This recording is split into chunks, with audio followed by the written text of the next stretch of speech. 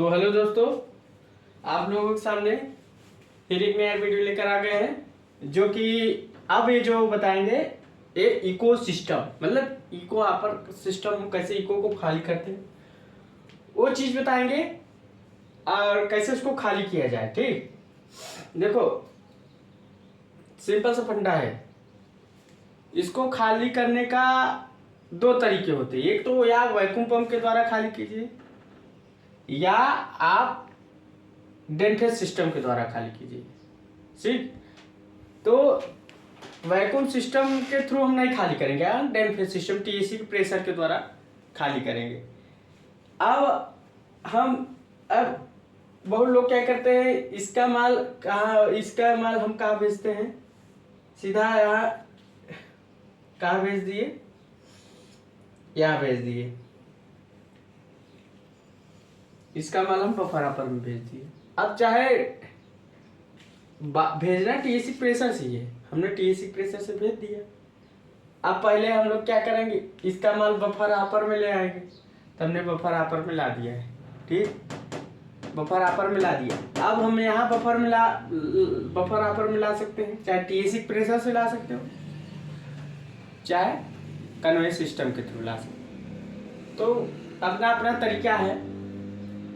तो चाहे इन सब का कनेक्शन सीधा यहाँ से सीधा कन्वेइंग सिस्टम वैक्यूम पंप के थ्रू लाओ, चाहे अपना टीएसी प्रेशर के थ्रू लाओ। तो हमने यहाँ टीएसी प्रेशर के थ्रू लाते हैं। देखो चलाते कैसे वो समझाएंगे, कैसे समझते। देखो इसमें क्या होता है, एक तरफ से डेंफेस सिस्टम है। ठीक, टीएसी के प्रेशर से हम लोग एस को भेज रहे हैं। देखो ये क्या है, इको हापर। ये क्या है आपका इको हापर, क्या है इको। अब इसमें क्या आती है, एस आती है। क्या है, एस है। अब पहली एस हमारी क्या पहुंचती है, पहली एस हमारी पहुंचती है इको हापर में, फिर एपीएस में, फिर डक्ट में, फिर कहाँ जाती है, ईएसपी हापर में।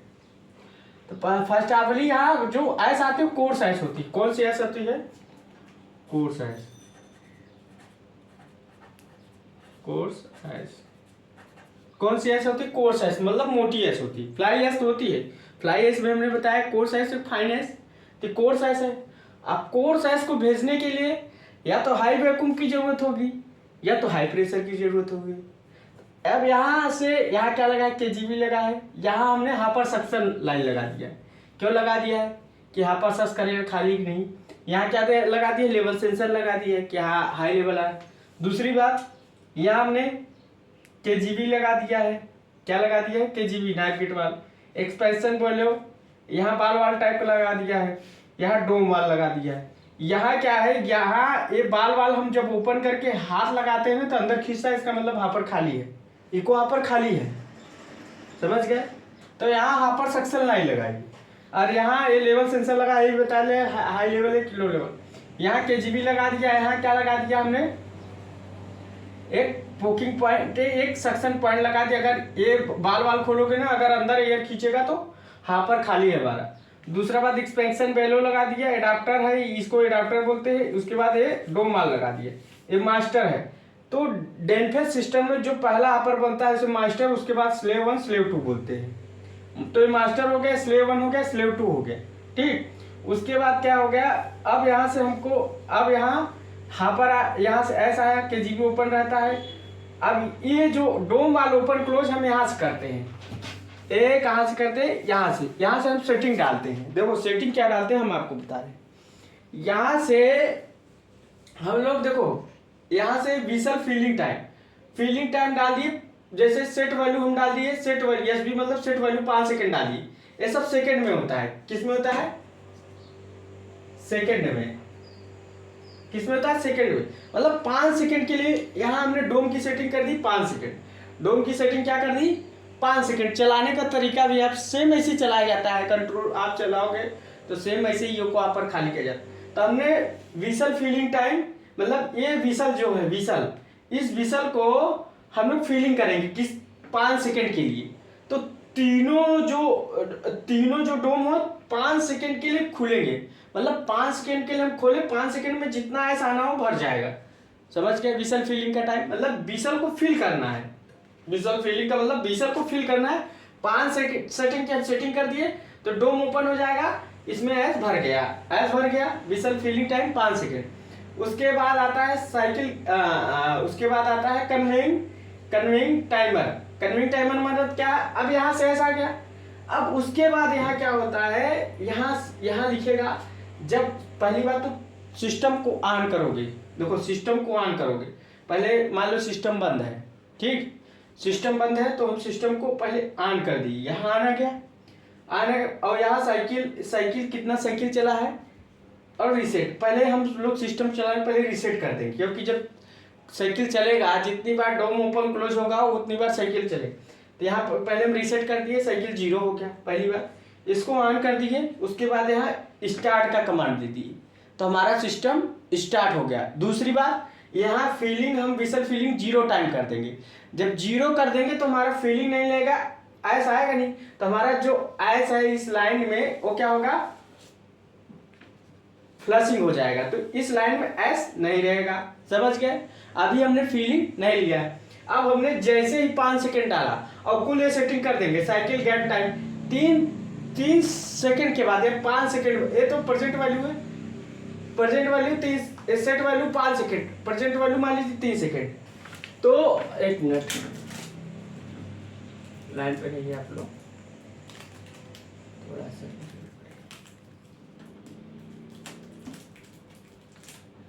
हाँ तो देखिए यहाँ क्या है, हमने क्या बताया, पहले हमने क्या किया, साइकिल को रीसेट कर दिया 0, ऑन कर दिया, ऑन हो गया, स्टार्टेड का कमांड दे दिया, स्टार्ट हो गया। सेट वैल्यू हमने साइकिल गैप टाइमर की लगाई 5 कि 5 सेकंड बाद हमारा तुरंत फिर एज फीलिंग लेगा, ठीक। तो cycle gap timer, whistle feeling timer, तो विसल फीलिंग टाइमर हमने 0 कर दिया। जब 0 कर दिया तो यहाँ एस नहीं आएगा, जब एस नहीं आएगा तो हमारी लाइन प्लस हो जाएगी बराबर तक, पहली बात। दूसरी बात, कन्वेइंग गैप टाइमर हमने 20 सेकंड रख दिया है। आपको अगर जल्दी, मतलब हमने जो सेट वैल्यू लगाया है कि आपको बहुत थोड़ा सा आराम से करना है, जल्दी करना है, तो आप क्या नहीं, सेट वैल्यू और कम कर दीजिए, सेट वैल्यू आप 60 सेकंड डाल दीजिए। 60 सेकंड में मतलब यहाँ माल आएगा, फिर ये 60 मतलब 1 मिनट में यहाँ माल को पहुँचा देगा। जितनी जल्दी यहाँ गैप टाइमर पहुँचा दे, 120 मतलब 1 मिनट तक, यहाँ हम 120 की 120 मतलब 2 मिनट तक यहाँ कन्वेइंग होगी, यहाँ से यहाँ माल 2 मिनट ले जाए, तो इसको बोलते हैं कन्वेइंग टाइमर, ठीक। उसके बाद line block timer. Line block timer जैसे मान लीजिए लाइन चोक हो गई, आगे जाकर लाइन चोक हो गई, तो यहाँ लाइन ब्लॉक टाइमर चलना शुरू हो जाएगा। सेट वैल्यू 120 है, जैसे 120 से ऊपर जाएगी वैसे लाइन ब्लॉक टाइमर क्या होगा, शुरू हो जाएगा, तो ब्लॉक होना शुरू हो जाए। जैसे लाइन ब्लॉक टाइमर ब्लॉक हो जाता है ना, ये क्या आता है, ये PS2 है, प्रेशर स्विच है, ये PS3 है। तो PS2 क्या होता है, उस कंडीशन में हमारा ग्रीन हो जाता है, रेड हो जाता है, क्या हो जाता है, ग्रीन हो जाता है, रेड हो जाता है।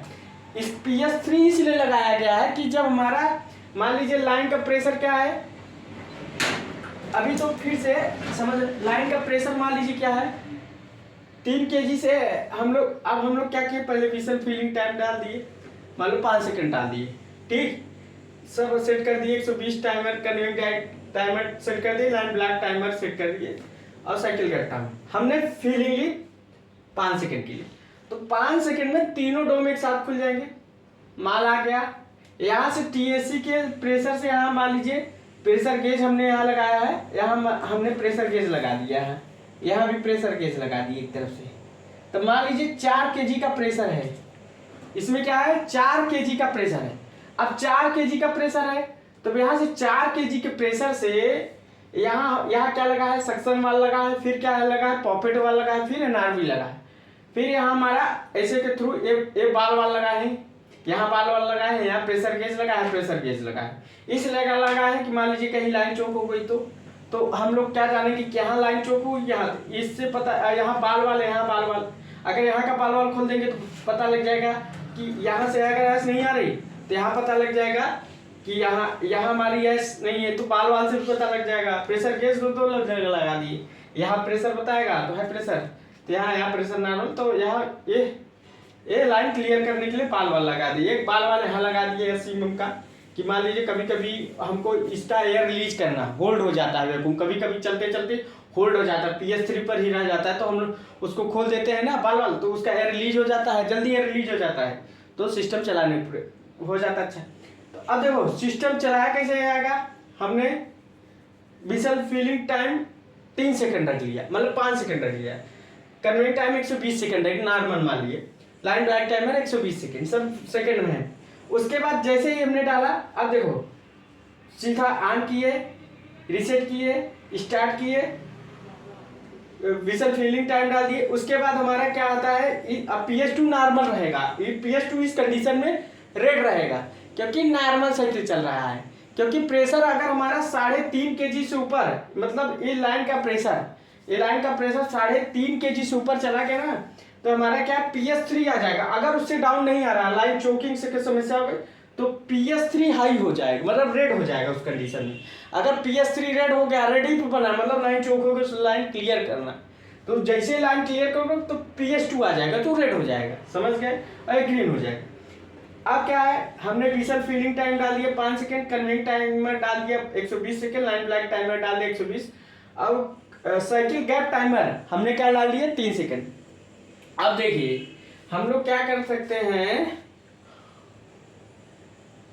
देखो फीलिंग लिया, माल आया, TSC प्रेशर से हमने क्या किया, यहाँ से हमने माल को भेजा, यहाँ माल को बफर आपर में भेज दे। यहाँ वाल लगा होता है, डंपिंग वाल होता है इसे बोलते हैं, चाहे TRSG लगा दो, चाहे हेडर वाल लगा दो, बटरफ्लाई वाल, कुछ भी वाल लगा दो, माल यहाँ दे दिया। ठीक, ये बगल में एक लाइन आई थी, इसको बोलते हैं बूस्टिंग लाइन। ये बूस्ट करता है लाइन में, ये बूस्ट करता है कि माल को और जल्दी भेजा जाए, इसलिए लाइनों में कई कई जगह बूस्टिंग देते। आप बूस्टिंग यहाँ भी दे सकते हो, यहाँ भी दे सकते हो, यहाँ दे सकते हो, सीधा लाइनों में हमने बूस्टिंग कर दिया है, तो बूस्टिंग कर दिया तो और जल्दी माल हमारा यहाँ बफर आपर में आ जाएगा। समझ गए कैसे का। अब मान लीजिए ये लाइन चोक हो गई, जैसे 3.5 kg के प्रेशर से ऊपर गया, लाइन चोक हो गई, जो PS2 हमारा रेड था, PS3 रेड हो जाएगा, उस कंडीशन क्या हो जाएगा, रेड हो जाएगा, PS3 उस कंडीशन रेड हो जाएगा। अब रेड हो जाएगा, तब तक रेड रहेगा जब तक लाइन का प्रेशर नॉर्मल नहीं आ जाता। जैसे ही नॉर्मल आ जाएगा उसे हम PS2 हमारा रेड हो जाएगा। अगर लाइन चोक हो गई तो यहाँ बाल वाल खोलेंगे तो इससे पता लग जाएगा कि यहाँ माल है। अगर फेंकेगा क्लियर रहेगी तो एयर आएगी, अगर नहीं आएगी तो यहाँ चोक रहेगा। यहाँ गेज बताएगा कितना केजी प्रेशर जा रहा है, यहाँ भी गेज बताएगा, यहाँ भी बाल वाल लगाए, यहाँ भी बता देगा। ये NRB लगा है, बूस्टिंग लाइन में NRB लगा है कि एयर NRB को चोक, मतलब बूस्टिंग लाइन को चोकने से ऐसा और ऐसे एयर वापस ना है, इसलिए NRB लगा है बूस्टिंग लाइन में। बूस्टिंग लाइन में हर जगह NRB लगा रहता है। ठीक, चाहे आप फ्लूइडाइजिंग में देखिए तो, चाहे जहाँ देखिए तो NRB लगाता है। तो सिंपल सा सेम ऐसे प्रोसेस से चलाया जाता है। उस कंडीशन में देखो, तो अब मान लीजिए कभी कभी चलाते चलाते PS3 चला गया, तो एयर क्या होता है, होल्ड हो जाता है। तो होल्ड होता है तो क्या कर, कभी कभी हम बाल वाल को खोल देते हैं, बाल वाल को खोल देंगे तो एयर रिलीज हो जाएगा, तो भी होल्ड कंडीशन कम हो जाती है। ठीक, तो इसमें क्या चलाने पर आपको क्या क्या दिक्कत आ सकती है, वो चीज़ मैं आपको बता रहा हूँ कि चलाने पर क्या क्या दिक्कत आ सकती है। तो इसमें सारा क्या क्या चीज़ लगा है, पहले मैं इक्विपमेंट एक बार फिर से बता दूँ, कैसे चलाना है वो भी बता देता हूँ। इसमें इको हापर लगा, ये हापर है, हापर सक्शन लाइन, क्योंकि हापर सक्शन लाइन ये क्या करता है, ये बताता है कि हापर खाली हो गया है, इस सक्स करेगा, हाथ लगाओ कि यहाँ भी बाल वाल लगा है, ये भी हापर सक्स करता है, यहाँ भी ओपन करो, यहाँ KGB लगा है, स्पेशल बेलर लगा है, डॉक्टर लगा है, डोमाल लगा है, मास्टर लेवल स्लेव 2 सक्शन वाल लगा है, पापेट वाल लगा है, नार्बी लगा है, बूस्टिंग लाइन लगा। बूस्ट करने के लिए हम लोग एयर को बूस्ट करने के लिए, भेजने के लिए हम लोग बूस्टिंग लाइन लगा दिए TSC से। TSC का प्रेशर से TSC क्या बटरफ्लाई वाल लगा देते हैं, बटरफ्लाई वाल खोलते हैं, फिर टीएसी का प्रेशर यहाँ रिसीवर टैंक लगा होता है, रिसीवर टैंक से यहाँ भी वाल लग सक्शन और डिस्चार्ज वाले यहाँ भी लगा दो, सक्शन डिस्चार्ज वाल यहाँ भी हमने खोल दिया, सक्शन डिस्चार्ज वाल इसका सक्शन लिया फिर डिस्चार्ज, फिर यहाँ से प्रेशर गेज लगा दे कितने केजी प्रेशर जा रहा है। ठीक, सारे आप समझ गए। सिंपल सा PS2 हम क्यों लगाए, PS2 इसलिए लगाए हैं लाइन हमारा नॉर्मल रहेगा। जैसे मान लीजिए हमारा विसल फीलिंग पास टाइम दिए 5 सेकंड के दिए, फिर जैसे ही हमारा कन्वेइंग हुआ, जैसे कन्वेइंग होता है वैसे PS2 रेड से ग्रीन हो जाएगा, मतलब रेड रहता है वैसे ग्रीन हो जाएगा, मतलब इसका मतलब रेड से ग्रीन हुआ, इसका मतलब क्या होता है ना, उसका मतलब क्या होता है, हाँ कन्वेइंग हो रही है। जैसे PS3 पे अटक गया तो मतलब लाइन चौक हो गई, PS3 तक नहीं जाना चाहिए, PS2 हमारा रेड और ग्रीन होता रहता है इस कंडीशन। समझ गए, एक चलाने का तरीका अपना कैसे चला रहे हैं सब समझ गए। तो सारा सिस्टम है। अब उसके बाद हम क्या करते हैं, स्टार्टिंग में सीधा क्या करते हैं, रीसेट कर देते हैं। नहीं तो साइकिल टाइम पहले से जो लोग चलाए रहेंगे तो आपको पता नहीं, रीसेट कर देते हैं कि साइकिल 0 रहेगा। हमको तो पता चला हमने कितने साइकिल चलाया, कितने विसल फीलिंग टाइम लिया। तो यहाँ क्या किया,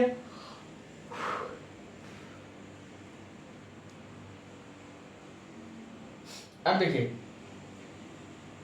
यहाँ क्या किया,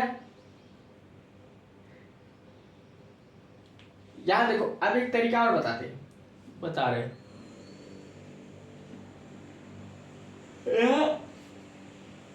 सीधा ऑन किया, रीसेट किया, स्टार्ट किया, उसके बाद यहाँ सिस्टम ऑन हो जाएगा, यहाँ रेड दिखाएगा, साइकिल ऑन हो जाएगा, यहाँ रेड दिखाएगा, कन्वेइंग ऑन हो जाएगा, रेड दिखाएगा। ये सारा ये सिस्टम में बताएगा कि हाँ आपका सिस्टम स्टार्ट हो गया है, एक कन्वेइंग ऑन हो जाएगा।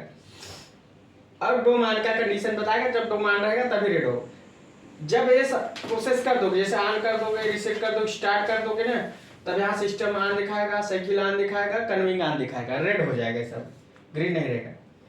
उसके बाद हम यहाँ कन्वेइंग गैप टाइमर लगा देंगे 5 सेकेंड, विसल फीलिंग टाइम लगा देंगे। अब पहले जब सिस्टम स्टार्ट कर देते पहले लाइन फ्लश करते हैं। लाइन फ्लश का मतलब हम इससे माल नहीं लेंगे, जब इससे माल नहीं लेंगे तो यहाँ कन्वेइंग टाइम 0 डाले रहेंगे, ऐसा आएगा नहीं, हमारा लाइन फ्लश होता रहे। कन्वेइंग टाइमर गैप आप 160 second, 80 second, 120 second open start डाल सकते हो। जल्दी कन्वेइंग करना है तो 60 सेकेंड डाल। तब यहाँ अब जैसे 5 सेकेंड विसल फीलिंग टाइम डाल दिए तो हमारा डोम तीनों एक साथ खुलेगा 5 सेकेंड के लिए। ऐसा आ गया। उसके बाद जब ऐसा आ जाएगा तो हमारा क्या करेगा, यहीं से टीएसी का प्रेशर से यहाँ से हमारा कन्वेइंग होते हुए यहाँ चला जाएगा बफर अपर में, यहाँ बूस्टिंग लाइन लगा, जल्दी बूस्ट करेगा, चला जाएगा। जैसे कन्वेइंग जैसे लाइन हमारा कन्वेइंग होता है उस कंडीशन उस कंडीशन हमारा PS2 पहले रेड रहता है, उस कंडीशन में ग्रीन हो जाएगा, रेड ग्रीन ऐसे होता रहेगा। समझ गए। जैसे अगर मान लो चलते चलते PS3 रेड हो गया तो उस कंडीशन में अब जो लाइन चोक हो गई वो बताएगा लाइन चोक, तो उसको लाइन को हमको क्लियर करना है। तो यहाँ हैमरिंग करेंगे, बाल खोलेंगे, देखें कहाँ चोकिंग है तो वहाँ हैमरिंग से ठोक कर फिर उसके बाद लाइन क्लियर करें। कभी कभी क्या होता है, होल्ड हो जाता है, घूमते हैं, बाल लगाते हैं, इस मास्टर से हम मास्टर में जो बाल वाला एयर निकाल देते, रिलीज कर देते हैं। समझ गए। तो ये जो है ये जो पहला यहाँ पर होता है मास्टर होता है, ये स्लेव 1 होता है, स्लेव 2 होता है। समझ गए। ये अपना 10 फेज सिस्टम है, पूरा ऐसे सिस्टम पूरा चलाया जाता है। तो ये पूरा ये जो सिस्टम है आपका बेका और बीके टाइप का है सिस्टम। तो ये मैंने कुछ एडवांस लगा दिए, यहाँ पर सक्शन लाइन लगा दिया, लेवल सेंसर लगा दिया है, कुछ मैंने अपने से एडवांस जोड़ दिया है। तो सिस्टम कैसे चलाया जाता है, फिर उसके बाद जब सिस्टम बंद करोगे तो हम विसल फीलिंग टाइम 0 कर देंगे, मतलब कि लाइन फ्लश हो जाए। विसल फीलिंग टाइम 0 हो गया, लाइन फ्लश कर दिए। मान लो आप सिस्टम चला रहे हो, अब इसमें दिक्कत आ जाए, लाइन चोकिंग क्या आ जाती है, वैक्यूम होल्ड की आ जाती है, और लाइन ब्लॉक, अगर लाइन चोक हो गया तो लाइन ब्लॉक टाइमर रनिंग करने लगेगा, 120 सेकंड तक रनिंग करेगा। लाइन ब्लॉक टाइमर शुरू हो जाएगा, 120 सेकंड तक रनिंग करेगा। अगर आप और थोड़ा बढ़ाना है तो इसको 240 कर दो, तो और कुछ आपको प्रोसेस हो सकता है। उस कंडीशन में अगर क्लियर हो गया, इस अंडर के अंदर में अगर क्लियर हो गया तो हमारा फिर विसल तुरंत लेने लगे, नहीं तुरंत लाइन। अगर इस दो मान लो आप 120 की हो, 120 सेकंड के अंदर हमारा लाइन क्लियर हो गया तो तुरंत हमारा कन्वेइंग चालू नहीं, लाइन प्लस टाइम ले लेगा, यहाँ PS2 थोड़ा टाइम ले लेगा। अब ये साइकिल गेट टाइमर है, साइकिल गेट टाइमर मतलब 5 सेकंड आप सेट कर लिए तो यहाँ हमने 30 सेट वैल्यू हमने 5 सेकंड रखा है।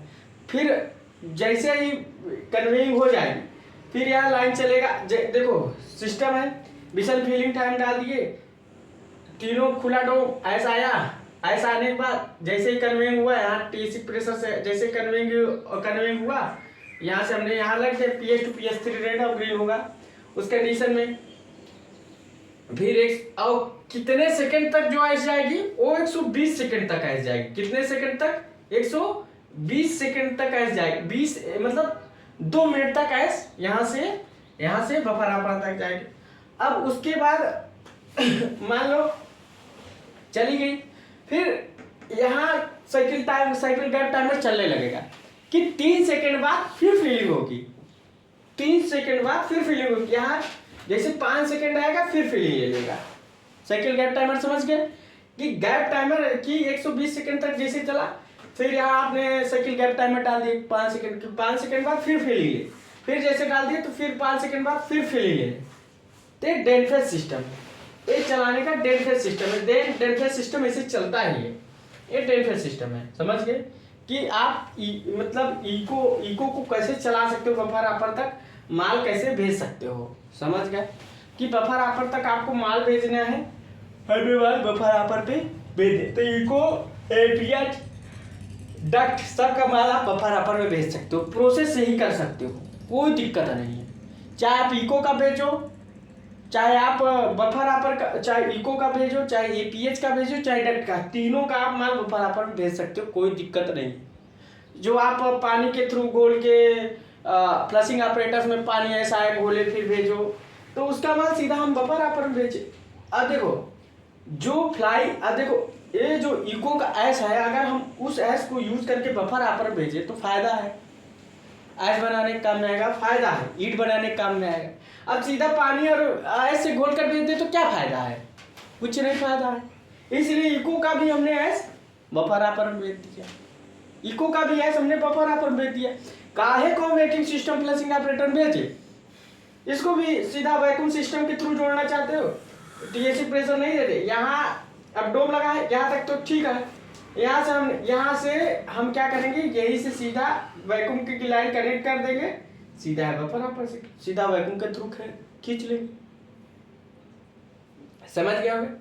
सीधा यहाँ क्या करेंगे, यहाँ डोम लगा है, सिर्फ कुछ नहीं करना है, slave 1 master, slave 1 whistle 1 whistle 2 सब हटा देंगे।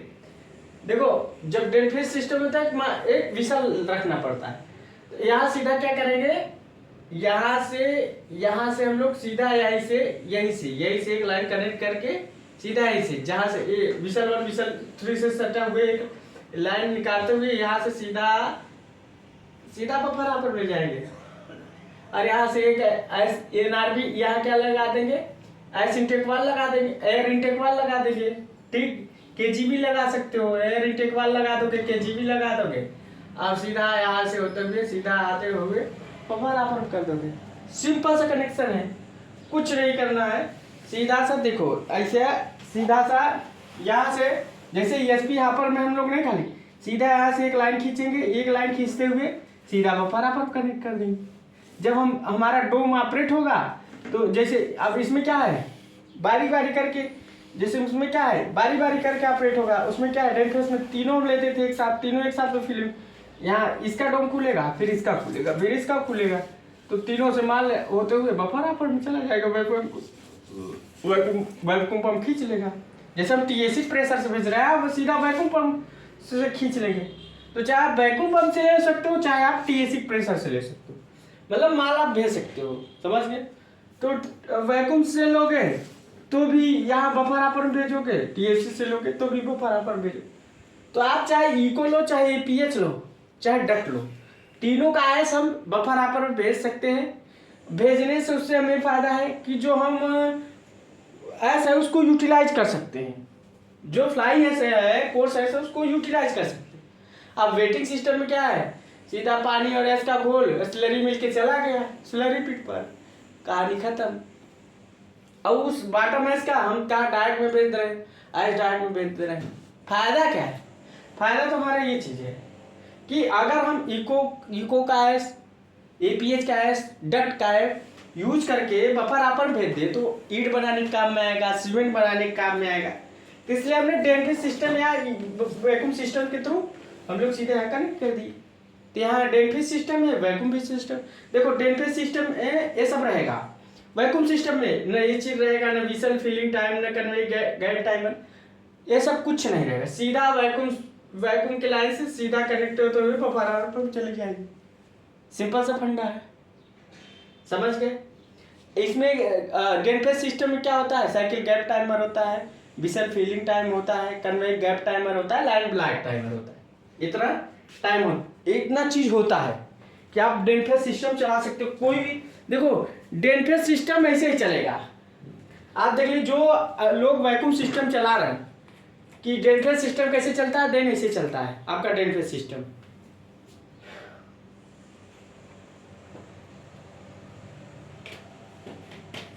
समझ गए होगे कि ड्रेन सिस्टम चलता कैसा है। उसमें 4 चीजें रहती हैं। एक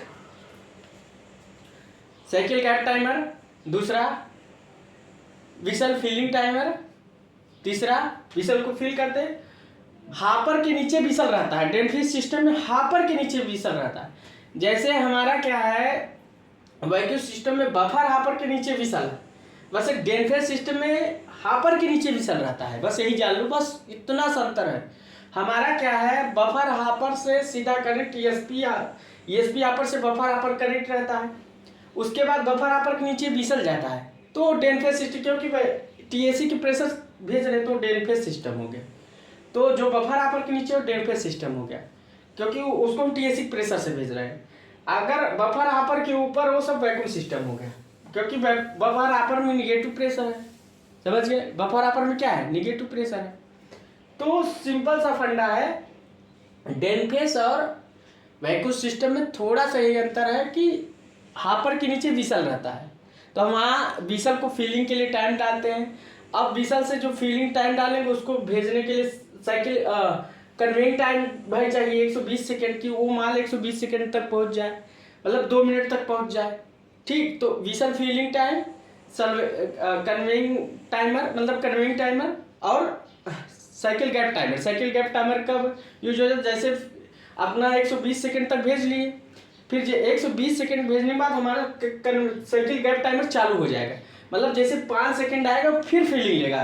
समझ गए साइकिल गैप टाइमर का मतलब, समझ गए होंगे।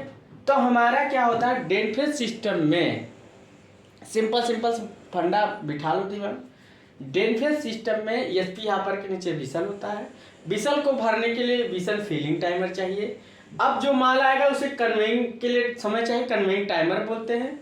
उसके बाद कन्वेइंग टाइमर पूरा होते ही फिर लाइन ब्लैक टाइमर शुरू हो जाएगा कि जैसे आप लाइन ब्लैक नहीं, conveying cycle gap timer. Cycle gap timer का मतलब आप जैसे 120 सेकेंड के बाद आपने भेज दिया, फिर 5 सेकेंड तक शुरू हो जाएगा साइकिल गैप टाइम। जैसे 5 सेकेंड आएगा फिर 5 सेकेंड के लिए तीनों विसल एक साथ खुलेंगे।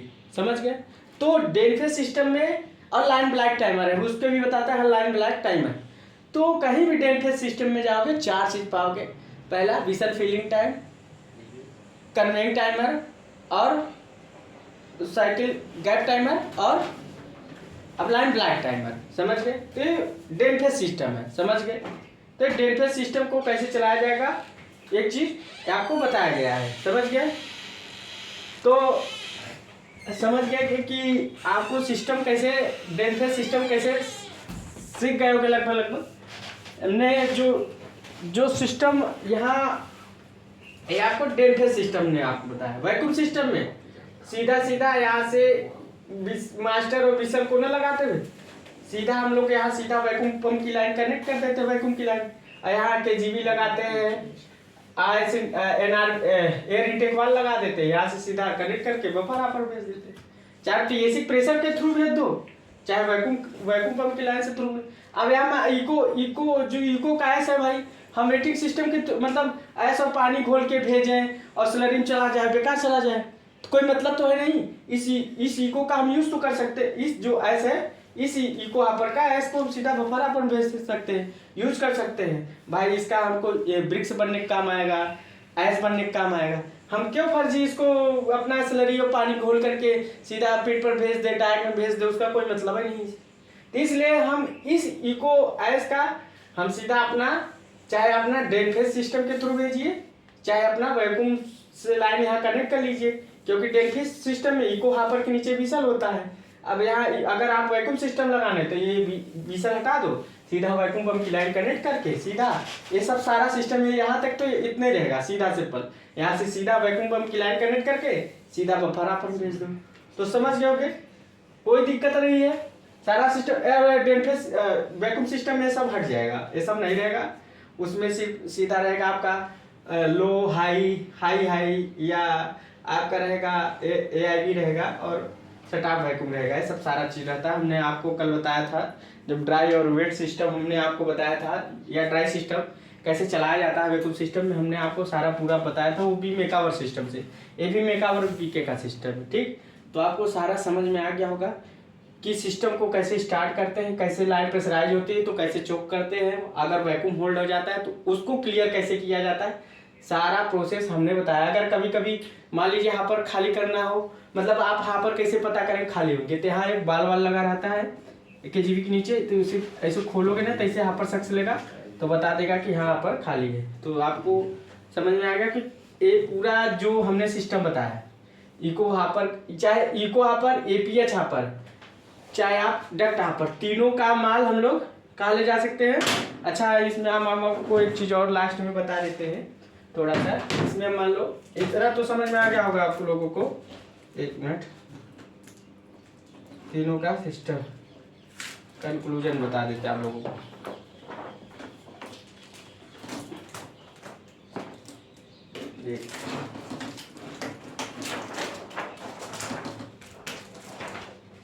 अब देखिए इसमें क्या है, कंक्लूजन क्या है, मेरा लास्ट है। कंक्लूजन ये है कि जैसे हमने ये बॉयलर है, क्या है, बॉयलर है। बॉयलर से हमारा ये क्या है, फ्लू गैस है,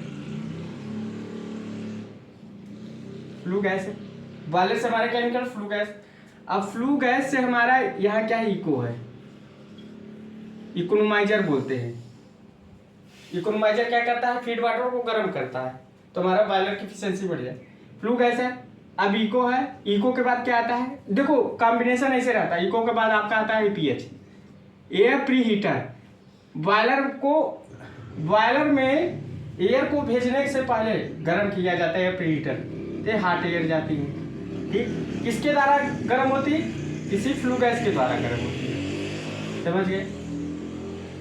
इको APH, उसके बाद आता है डक्ट हापर। क्या आता है, सिंपल सा डक्ट हापर, डक्ट आता है, सीधा डक्ट बोलो। डक्ट क्या है, जो फ्लू गैस में कुछ ऐसे के पार्टिकल्स हो गए उसे एब्जॉर्ब कर लेगा, डक्ट के बाद क्या आता है, ESP हापर, सीधा ESP हापर बोलो।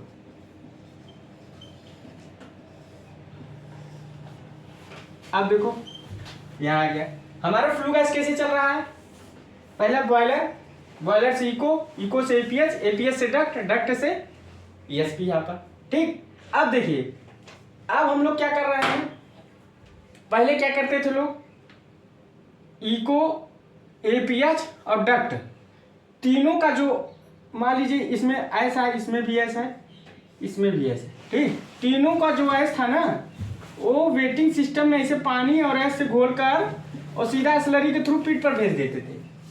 तो उससे हमारा फायदा क्या होता था, कुछ नहीं होता था। उससे हमारा फायदा कुछ नहीं, तो क्योंकि स्लरी पीठ में डार्क में चला गया तो बेकार चला गया।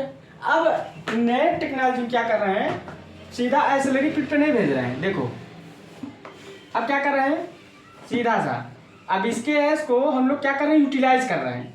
भाई यूटिलाइज तो करना ही पड़ेगा, तो यूटिलाइज में क्या कर रहे हैं, अब देखो ईएसपी यहाँ पर का माल कहाँ आता है, बफर हापर में। यहाँ हम लोग ऐसे करते हैं, ईएसपी हापर से